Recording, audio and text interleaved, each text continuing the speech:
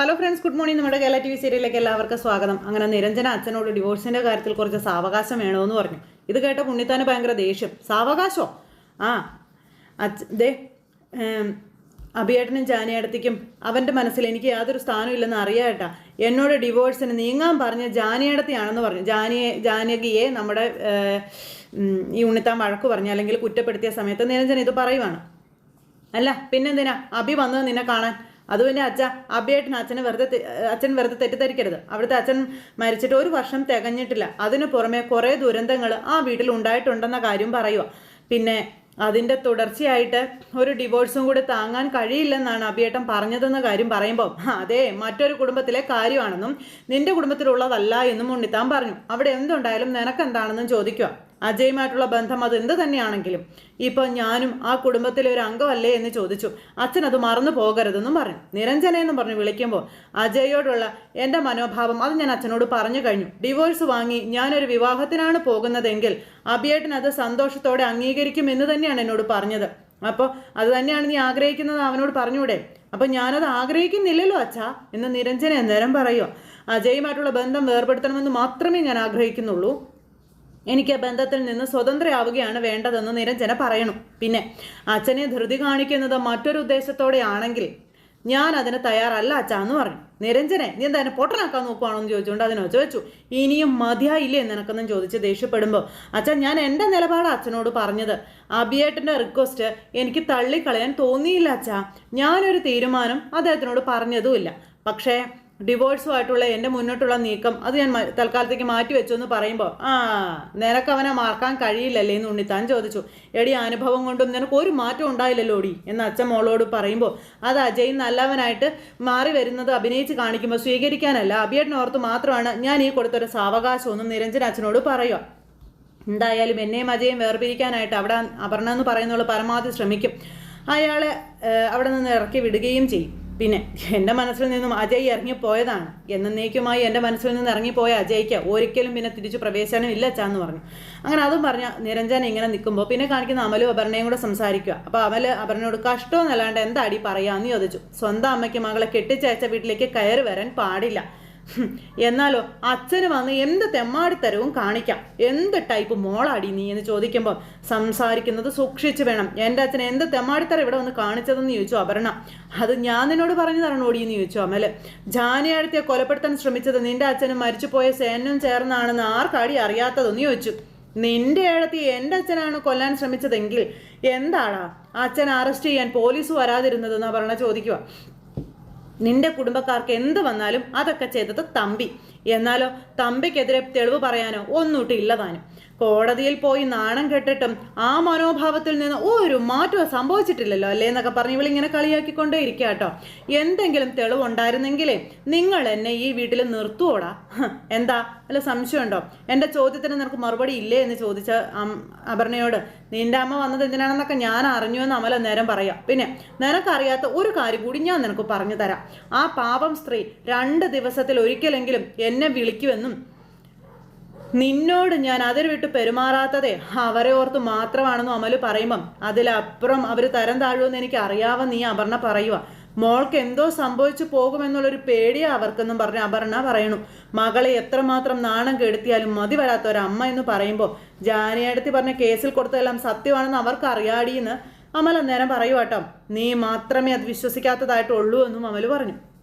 നിന്നെ ഇവിടെ നിർത്താൻ വേണ്ടി ആരോഗ്യസ്ഥിതി അനുവദിക്കാഞ്ഞിട്ടും ജാനിയേടത്തിയെ കണ്ട് ക്ഷമ ചോദിക്കാനാണ് അവരിവിടെ വന്നതെന്ന കാര്യവും അമൽ ഇവളോട് പറയുക. നിന്റെ അച്ഛൻ ജാനിയേടത്തിയോട് കൊടും ക്രൂരത ചെയ്തിട്ടും അവരെ സ്വീകരിക്കാനുള്ള മനസ്സ് ജാനിയേടത്തി കാണിച്ചെന്ന കാര്യവും അപർണയോട് അമല് പറഞ്ഞു. നീ അവരെ ഇവിടെ നിന്ന് ഇറക്കി വിട്ടു.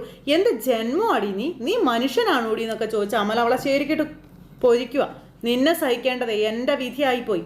പക്ഷേ ജാനിയേടത്തിക്ക് നിന്നെ സഹിക്കേണ്ട യാതൊരു കാര്യവും ഇല്ല എന്ന് പറഞ്ഞു. അവൾ എന്നെ സഹിച്ചേ തീരൂ. നിന്നെ പോലെ ഒരുത്തനെ എൻ്റെ തലയിൽ കെട്ടിവെച്ച് തന്നത് ജാനകിയാ. നീ എന്നെ സഹിക്കുകയാണ് പോലും. ആണെന്ന എന്തെങ്കിലും യോഗ്യത നിനക്കൊണ്ടോടാ എന്ന് അപർണ ചോദിക്കണു. നിന്നെ കണ്ടാ മോഹിച്ചു പോകാൻ ഒരു പെണ്ണ് തയ്യാറാകോടാന്നും ചോദിച്ചു. ഇപ്പോഴും കുപ്പിപ്പാല് കണ്ട് നടക്കുന്നവനെന്നല്ലേ നിന്നെ കണ്ട പറയത്തുള്ളൂ എന്നൊക്കെ അപർണ ചോദിക്കുക. നിന്റെ ഏട്ടൻ പക്ക ഫ്രോഡാണെങ്കിലും അവൻ്റെ വലയിൽ വീഴാൻ പെണ്ണുങ്ങളൊക്കെ ഉണ്ടായിരുന്നു എന്ന് പറഞ്ഞപ്പോൾ അമൽ ഇവളെ ഒന്ന് നോക്കി. നിനക്ക് പറഞ്ഞിട്ടുള്ളതേ പിള്ളേര് കളിയും ഏട്ടൻ ഭജനയുമാണടാന്ന് പറഞ്ഞ് അമലിനെ കളിയാക്കിക്കൊണ്ടേയിരിക്കുകയാണ്. ഒരു കമ്പനിയുടെ CEO ആക്കി ഞാൻ പ്രതിഷ്ഠിച്ചിട്ട് പോലും അതിൻ്റെ അമരക്കാരനാകാൻ നിനക്ക് ഇന്ന് വരെ കഴിഞ്ഞിട്ടില്ല എന്നും പറഞ്ഞ് അവിടെയും വേണം അഭിയേട്ടൻ, ആദ്യം ആണായിട്ട് നീ വാടാ, എന്നിട്ട് അപർണയെ മര്യാദ പഠിപ്പിക്കാമെന്നും അമലിനെ വെല്ലുവിളിക്കുക അപർണ. അതും പറഞ്ഞ് ഇവൾ അവിടെ നിന്ന് പോകുമ്പോൾ നമ്മുടെ അമലൊന്നും മിണ്ടാതെ അവിടെ നിന്ന് ഇതെല്ലാം കേട്ടു. പിന്നെ കാണിക്കുന്നത് ഫയലും കാര്യങ്ങളെല്ലാം നോക്കിക്കൊണ്ടിരിക്കുന്ന അബിയുടെ അടുത്തേക്ക് നമ്മുടെ ജാനകി ചെന്നു. എന്നിട്ട് ഇങ്ങനെ കമ്പനി കാര്യങ്ങളൊക്കെ ചോദിക്കുക. പിന്നെ ഇന്നിവിടെ അപർണയുടെ അമ്മ വന്നിരുന്നുവെന്നും പിന്നെ എൻ്റെ സുഖവിവരം അറിയാനായിട്ട് അവർ വന്നതെന്നൊക്കെ പറയുമ്പോൾ തമ്പി അറിഞ്ഞിട്ടാണ് അവർ വന്നതെന്നും ജാനകിയോട് അബി ചോദിച്ചപ്പോൾ അല്ല, അവർ നല്ലൊരു സ്ത്രീയാണെന്ന് അബിയേട്ടൻ അറിയാവുന്നതാണല്ലോ, എന്നെ അപകടപ്പെടുത്തിയത് അവരുടെ ഭർത്താവാണെന്ന് പറയാതെ തന്നെ അവരെന്നോട് പറഞ്ഞു എന്ന കാര്യം പറയുക ജാനകി. അതിനവർ ക്ഷമയും ചോദിച്ചു, എൻ്റെ മുന്നിൽ അപേക്ഷിക്കുകയായിരുന്നു അവരെന്നൊക്കെ പറഞ്ഞു. അപ്പോൾ തമ്പി എന്തൊക്കെയോ ചെയ്തിട്ടുണ്ടെന്ന് അവർക്കറിയാം, പൂർണ്ണമായും അവർക്കറിയില്ലെന്ന് മാത്രമെന്ന് അബി അന്നേരം പറയാം. പിന്നെ നിരഞ്ജനെ വിളിച്ചായിരുന്നു എന്ന് ചോദിച്ചു. നിരഞ്ജന എന്നെ വിളിച്ചില്ല, അതുകൊണ്ട് ഞാൻ അവളെയും വിളിച്ചില്ല. അബേട്ടൻ കണ്ടില്ലെങ്കിലേ ഞാനിത് പറയാൻ പാടില്ല എന്ന് കരുതി അവൾ വിളിക്കാതിരുന്നതാണെന്ന് പറഞ്ഞു. അപ്പോൾ അവളെ ഞാൻ കണ്ടായിരുന്നു, സംസാരിച്ചു, കാര്യങ്ങളൊക്കെ ഞാൻ അവളോട് പറഞ്ഞിട്ടുണ്ടെന്ന് പറഞ്ഞു. അങ്ങനെ അബിയും ജാനകിയും കൂടെ നിരഞ്ജനയുടെ കാര്യങ്ങളൊക്കെ പറയാം. പിന്നെ ഇവരുടെ കമ്പനിയിലെ ഒരു മെമ്പറാണ്, ബോർഡംഗമാണ് നിരഞ്ജനയെന്നും അതുപോലെ തന്നെ ഒരു വിഹിതം അമൽ നമ്മുടെ അക്കൗണ്ടിലേക്ക് ഇട്ട് തരുന്നുണ്ടെന്നുള്ള കാര്യമൊക്കെ പറയുക. അബി ഇങ്ങനെ ഇരുന്ന് കയ്യിൽ ക്യാഷ് വല്ലതും ഉണ്ടോ എന്നൊക്കെ ജാനകി ചോദിച്ചപ്പോൾ എല്ലാവർക്കും അവൻ കൃത്യമായിട്ട് അതിട്ട് കൊടുക്കുന്നുണ്ടെന്ന് പറഞ്ഞു. ഹോസ്പിറ്റൽ ബില്ലും കാര്യങ്ങളൊക്കെ ആ വഴിക്കാണ് ഞാൻ അടച്ചതെന്നും അബി ജാനകിയോട് പറയുക. എങ്കിലും നമ്മുടെ കമ്പനിയെ ബാധിക്കാത്ത വിധം ഒരു ബിസിനസ് നമുക്ക് സ്റ്റാർട്ട് ചെയ്യണമെന്ന് അബി ജാനകിയോട് പറയുമ്പോൾ അതിന് മാത്രമുള്ള പണം അബേട്ടൻ്റെ അക്കൗണ്ടിൽ ഉണ്ടോ എന്ന് ചോദിച്ചു ജാനകി. അങ്ങനെ ജാനകി ഓരോന്ന് ചോദിക്കുക. CEO ആയിരുന്ന കാലത്ത് അബേട്ടൻ 1 രൂപ പോലും ശമ്പളമായിട്ട് വാങ്ങിയിരുന്നില്ലല്ലോ എന്നും ജാനകി അബിയോട് പറഞ്ഞു. അങ്ങനെ രണ്ടുപേരും കൂടി ബിസിനസ് സ്റ്റാർട്ടപ്പിനെ പറ്റിയൊക്കെയുള്ള കാര്യങ്ങൾ ആലോചിച്ചുകൊണ്ടിരിക്കുന്നു. ഇത് കഴിഞ്ഞതിന് ശേഷം പിന്നെ കാണിക്കുന്നത് അപർണ ഫോൺ എടുത്ത് തമ്പിയെ വിളിക്കുക. അപ്പോൾ എന്താ മോളെ? അത് പിന്നെ അച്ഛൻ എന്നെ വിളിക്കുമെന്ന് കരുതിയാ ഞാൻ ഇതുവരെ വെയിറ്റ് ചെയ്തതെന്ന് മകൾ അച്ഛനോട് പറയാം. അമ്മ അച്ഛനോട് എന്തെങ്കിലും പറഞ്ഞോ? അപ്പോൾ അവളെന്ത് പറയാൻ? അവളൊന്നും പറഞ്ഞില്ല. സുഖമൊന്നും പറഞ്ഞു ഒരേ കിടപ്പല്ല കട്ടില്ലേ, അവിടെ കിടന്നിട്ടാണ് അമ്മ അളകാപുരിയിൽ വന്ന് എന്നെ നാണം കെടുത്തിയത്. നീ എന്താണ് മോളെ ഈ പറയുന്നേ? അമ്മ അളകാപുരിയിൽ വന്നെന്നോ? നിന്നെ നാണം കെടുത്തിയെന്നോ? ജാനകിയുടെ സുഖവിവരം അറിയാൻ അമ്മ ഇവിടെ വന്നിരുന്നു എന്നുള്ള കാര്യം പറയുമ്പോഴത്തേക്കും തമ്പി ഒന്ന് ഞെട്ടി. എന്നെ അനിയത്തിയായി കാണണമെന്ന് ജാനകിയോട് അപേക്ഷിക്കുകയാണ് ചെയ്തത്. അച്ഛനാണ് ജാനകിയോട് അത് ചെയ്തതെന്നുള്ള വിശ്വാസം അമ്മ പറഞ്ഞില്ലെന്നേ ഉള്ളൂ എന്ന് പറയുമ്പോഴത്തേക്കും തമ്പിക്ക് ദേഷ്യം. അതും പോരാഞ്ഞ് അമ്മ ആ രാധാമണി വാരസ്യാരെ വണങ്ങാനും പോയെന്ന് പറഞ്ഞു. അയ്യോ എന്നും പറഞ്ഞു തമ്പി ഇങ്ങനെ നിൽക്കുക. എന്നിട്ടോ അമ്മയ്ക്ക് ഇതിൻ്റെയൊക്കെ വല്ല കാര്യമുള്ളതാണോ അച്ഛാ? അപമാനം കൊണ്ടെൻ്റെ ശിരസ് കുനിഞ്ഞു പോയി. വസുന്ധര ഇങ്ങനെ അധപ്പതിക്കൊന്നും ഞാൻ കരുതിയില്ലടി മോളേന്നും പറഞ്ഞായി തമ്പി, അതും രാധാമണി വാരസ്യാരുടെ മുന്നിൽ.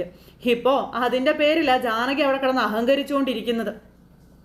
ആ സ്ത്രീ ഉണ്ടല്ലോ, ആ രാധാമണി വാരസ്യാര്, അമ്മ പോയ ഉടനെ എന്നെ വെല്ലുവിളിക്കുകയായിരുന്നു എന്നും തമ്പിക്ക് അവരുടെ മുന്നിൽ ചെല്ലാൻ ധൈര്യം ഉണ്ടോ എന്ന് ചോദിച്ചെന്ന് പറയുമ്പോഴത്തേക്കും തമ്പി എന്നും പറഞ്ഞ് നിൽക്കുക. അവരങ്ങനെ പറയാൻ കാരണം ഈ അമ്മ വന്ന് കാല് പിടിച്ചിട്ടല്ലേ എന്ന് ചോദിക്കുമ്പം ഞാൻ അവരുടെ മുന്നിൽ വരാടി മോളെ, എനിക്ക് ഒരു പേടിയില്ല, ഞാൻ അവരെ പറയുന്നത് നീ കേട്ട് നിന്നോടി മോളെ. പിന്നീട് ഞാനെന്തെങ്കിലും പറഞ്ഞിരുന്നെങ്കിൽ ഉറപ്പായിട്ടും അവരെൻ്റെ മുഖത്തടിക്കുമായിരുന്നു. സത്യം പറഞ്ഞാലേ അടിപേടിച്ചാണ് ഞാൻ മിണ്ടാതെ പോകുന്നതെന്ന കാര്യം അപർണ ഇങ്ങനെ പറയൂ കേട്ടോ. എന്തായാലും ഇന്ന് ഞാനൊരു കാര്യം മനസ്സിൽ കണ്ടിട്ടുണ്ട്, അച്ഛനും അതിൽ പങ്കെടുക്കണം. എൻ്റെ മുഴുവൻ ഫ്രണ്ട്സിനെയും ഞാൻ ഇവിടേക്ക് വിളിച്ചു വരുത്തുമെന്നും അച്ഛൻ്റെ ഫ്രണ്ട്സിനെയും അച്ഛൻ ഇങ്ങോട്ട് വിളിക്കണമെന്നും അപർണ പറയുക.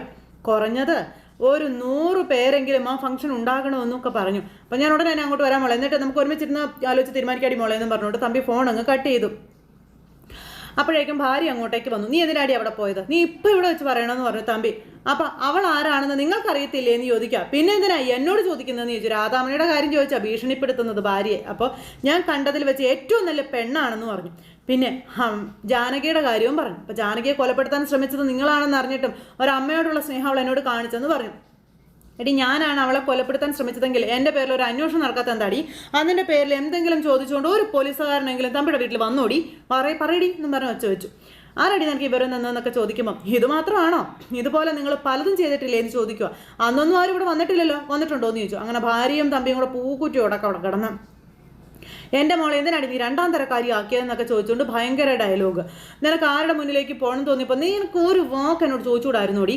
എന്നിട്ട് തമ്പിയുടെ ഭാര്യ വന്ന് സമസ്ത അപരാധം പറഞ്ഞ് ഏറ്റുപറഞ്ഞ് ജാനകിയുടെ കാല് പിടിച്ചെന്ന് അവിടെയുള്ളവർ കൊട്ടിക്കൊച്ചുകൊണ്ട് നടക്കുവാടി. എന്നിട്ട് മോളെ എങ്ങനെ സഹിക്കൂടി എന്നൊക്കെ ചോദിച്ച് അതും പോരാഞ്ഞ് എവിടുന്നോ വന്ന അടുകൂടി കിടക്കുന്ന ഒരുത്തിയുടെ മുന്നിൽ ചെന്ന് അവളെ കൈകൂപ്പി നിന്നിരിക്കുന്നു. നാണം കെട്ടവള്. എടി നീയാണോടി വലിയ കുടുംബത്തിൽ പറഞ്ഞെന്ന് പറഞ്ഞ് വീമ്പും പറഞ്ഞു നടക്കുന്നത്? ഞാൻ നല്ല കുടുംബത്തിൽ പറഞ്ഞത് കൊണ്ട് തന്നെയാണ് ആ അന്തസ്സ് കാണിച്ചതെന്ന് അന്നേരത്തേക്കും അമ്മ പറയൂ കേട്ടോ. എന്താ അന്തസ്സ്? അളകാപുരിയിൽ പോയി അവരുടെ കാൽ പിടിച്ചാണോടി നിന്റെ അന്തസ്സ്? അപ്പം ഞാനത് ചെയ്തില്ലെങ്കിലേ നിങ്ങളുടെ മോൾ വീട്ടിൽ വന്നിരുന്നേനെന്ന കാര്യം അമ്മ അപ്പനോട് പറയുക. അവൾ അവിടെ ചെയ്തു കൂട്ടിയതൊക്കെ അവിടെയുള്ളവർ സഹിക്കുന്നതേ നിങ്ങളെ പേടിച്ചിട്ടാണെന്ന് നിങ്ങൾ കരുതൊന്നും വേണ്ടാന്നും ആ ചേച്ചി അങ്ങ് പറഞ്ഞു. അങ്ങനെ എല്ലാ കാര്യങ്ങളും പറയുവാണ്. ഇപ്പോഴും നിങ്ങളുടെ മകൾ അവിടെ നിൽക്കാൻ കാരണം ജാനകി തന്നെയാണെന്ന് പറഞ്ഞു. ജാനകി നിങ്ങളെ പൂട്ടുമെന്നുള്ള പേടി നിങ്ങൾക്കുണ്ടെന്ന് പറഞ്ഞു. നാണം കെട്ടോളെ, നീ എന്തൊക്കെയാടി പറയുന്നത്? ഇനി രാധാമണിയുടെ മോൾ തന്നെയാണോ ജാനകി? എടി നീ എന്താടി പറഞ്ഞത്? തന്തയും തള്ളിയും ആരെന്നറിയാത്ത ഏതോ അനാഥാലയത്തിൽ ജന്മം കൊണ്ട പെണ്ണിൻ്റെ അച്ഛൻ ഞാനാണെന്നോ? എന്താടി നീ പറഞ്ഞതെന്നും ചോദിച്ചുകൊണ്ട് തമ്പി ഒച്ച വയ്ക്കുക. ഭാര്യ കയ്യോടെ പൊക്കി ഭാര്യ. അപ്പോൾ തമ്പിയുടെ കള്ളക്കളികളെല്ലാം പുള്ളിക്കാരി അങ്ങ് ചോദിച്ചു കഴിഞ്ഞപ്പോഴത്തേക്കും തമ്പിക്ക് പിടിവിട്ടു. തമ്പി പിന്നെ അവിടെ കിടന്ന് സമനില തെറ്റി വായി തോന്നുന്നത് എന്തൊക്കെയോ വിളിച്ച് പറഞ്ഞുകൊണ്ടിരിക്കുക കേട്ടോ. പറയുന്നത് എന്താണെന്ന് തമ്പിക്ക് തന്നെ ഒരു ബോധമില്ലാത്തൊരിതിൽ. അപ്പോൾ ഇനിയും നീ ഇത് ആവർത്തിച്ചാൽ കൊന്നു കളയും നിന്നെ ഞാനെന്ന് തമ്പി ഭാര്യയോട് പറയാം. എടി വളർത്തു മൃഗങ്ങൾക്ക് പേ പിടിച്ചാൽ എന്താടി ചെയ്യുക? വെടിവെച്ച് കൊല്ലും. ഞാൻ അതുതന്നെ ചെയ്യോടി എന്ന് പറഞ്ഞ് തമ്പി കിടന്ന് ഉറഞ്ഞു തുള്ളു കേട്ടോ. അങ്ങനെ അതെല്ലാം കഴിഞ്ഞ് പിന്നെ പ്രഭാവതി അമ്മയെ കാണിക്കുന്നത്. പ്രഭാവതി അമ്മ ജാനകിയുടെ അടുത്ത് വന്നു. മോളെ, ഇപ്പം നിനക്ക് കുഴപ്പമൊന്നുമില്ലല്ലോ, ഞാൻ ഇനി ഇവിടെ നിൽക്കുന്നതിൽ അർത്ഥമില്ല. കാരുണ്യദീപത്തിൽ അമ്മ മാത്രമല്ലേ ഉള്ളൂ എന്ന് പറഞ്ഞ് പ്രഭാവതി കാരുണ്യദീപത്തിലേക്ക് പോകാൻ നോക്കാം. ഇനി ഞാൻ അവിടേക്ക് മടങ്ങി പോകാൻ തീരുമാനിച്ചെന്ന് പറഞ്ഞു. അന്നേരം അമ്മ പോകരുതെന്ന് ജാനകി പറഞ്ഞു. അപ്പോൾ അന്ന് ആശുപത്രി കിടന്ന് നിന്നെ ഒന്ന് കണ്ടിട്ട് പോകാൻ വേണ്ടി മാത്രം ഞാൻ വന്നതാണെന്ന് പറയുമ്പോൾ അങ്ങനെയെങ്കിലും അമ്മ വന്നല്ലോ എന്നുള്ളൊരു ആശ്വാസത്തിലായിരുന്നു അഭിയേട്ടൻ എന്ന് പറഞ്ഞു. അപ്പോൾ എന്നെ ആരും ഇവിടെ നിന്ന് ഇറക്കി വിട്ടതല്ലല്ലോ മോളെ, ഞാൻ മനസ്സാലെ പോയതല്ലേ എന്നും പ്രഭാവതി ജാനകിയോട് പറയുക കേട്ടോ. അമ്മ ഇനി എന്തൊക്കെ പറഞ്ഞാലും അമ്മ ഇനി വീട്ടിൽ നിന്ന് പോയി ഞാൻ സമ്മതിക്കില്ല എന്ന് പറഞ്ഞു. അപ്പോൾ ഒരിക്കലും എൻ്റെ മോൾ അങ്ങനെയൊന്നും പറയരുതെന്നും പറഞ്ഞ് പ്രഭാവതി പറയുക. ഒരമ്മയുടെ എല്ലാ സ്നേഹവും കരുതലും എൻ്റെ മോൾക്ക് ഈ അമ്മയിൽ നിന്നുണ്ടാകുമെന്ന് പറഞ്ഞു. ഈ പ്രായത്തിൽ അമ്മയ്ക്കൊപ്പം അവിടെ ഒരാൾ വേണം, ഇല്ലാണ്ട് പറ്റില്ല എന്നും പറഞ്ഞ് ഇങ്ങനെ പ്രഭാവതി പോകണം എന്ന് നിർബന്ധം പറഞ്ഞുകൊണ്ടേ ഇരിക്കുക. അപ്പോൾ അമ്മ ഇങ്ങനെ എൻ്റെ മുന്നിൽ കിടന്ന് ഉരുണ്ട് കളിക്കണ്ട, അമ്മ എന്നോട് യാത്ര പറയാൻ വന്നതാണെന്ന് എനിക്ക് മനസ്സിലായെന്നും അത് നടക്കില്ല അമ്മയെന്നും ജാനകി തറപ്പിച്ചു പറയുക. അമ്മ എന്ത് തീരുമാനം വേണമെങ്കിലും എടുത്തോ, അത് അഭിയേട്ടം വന്നിട്ട് അമ്മ തീരുമാനിച്ചോളാൻ പറഞ്ഞു. അങ്ങനെ ജാനകി പ്രഭാവതിയെ അവിടെ പിടിച്ചു നിർത്തുവാണ് പോകാതിരിക്കാൻ. അങ്ങനെ നിസ്സഹായതയോടുകൂടി നമ്മുടെ പ്രഭാവതി അവിടെ നിന്ന് പോകുന്നിടത്ത് ഇന്നത്തെ കഥ അവസാനിച്ചു. അപ്പോൾ എല്ലാവരും കാത്തിരുന്ന് കാണണം കേട്ടോ. എല്ലാവർക്കും നല്ലൊരു ദിവസം ആശംസിക്കുകയാണേ. നന്ദി.